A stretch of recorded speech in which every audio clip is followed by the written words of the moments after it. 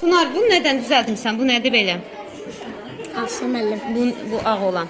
Bu şeydə qapı. Qapdır bu. Nə gözəl düzəltmisən.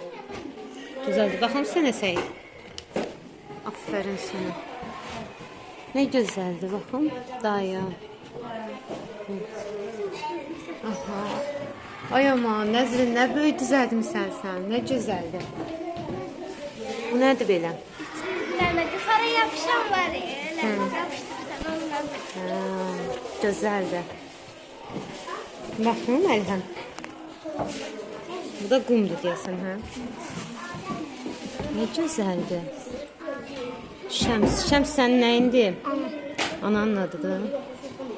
Aha, baxım Gülşən. Nə gözəldir.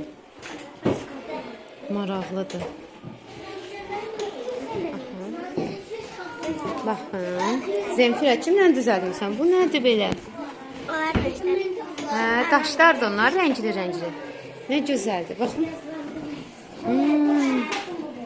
Nə maraqlıdır.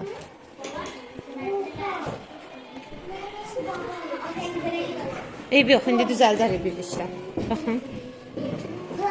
Baxın Nuray. Şafa kimdir? Anam. Şəfadır, yoxsa şəfa?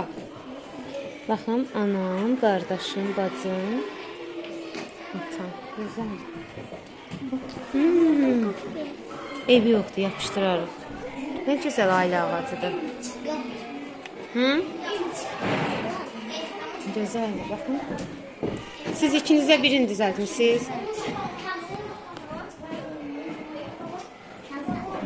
Bəs adımız nədir? Anamın adı nədir? Leyla. Əmmin adı nədir? Yazsaydıq daha yaxşı olardı, hə? Bunu gəlib düzəldərəm, yaxşı. Maraqlıdır. Baxın Nuranə. Oy Nuranə, sizin ailəniz nə genişiymiş. Aha, görək kimlər var burada. Anar. Anar kimdir? Əmindir. Xala, baba.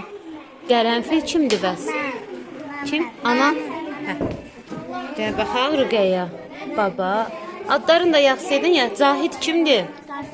Qardaşım. Leyla kimdir bəs? Nə gözəl. Sizə baxdım Nihat. Azay baxın. Qardaşım. Qardaşımın adı nədir? Əqlə. Ədilədir qardaşım. Əqlə. Nə? Əqlə. Bir də de. Əqlə. Hə, nə qəribə adı var. Azay, ilk dəfə də eşidirəm. Baxın. Nə gözəldir. Bibi, baba. Bəs sən özünü qeyd eləməmsən? Nihat, anan, atan, onları ailə ağacında qeyd eləməmsən. Bunun hamısı plastikdən düzəltdiniz. Sizə də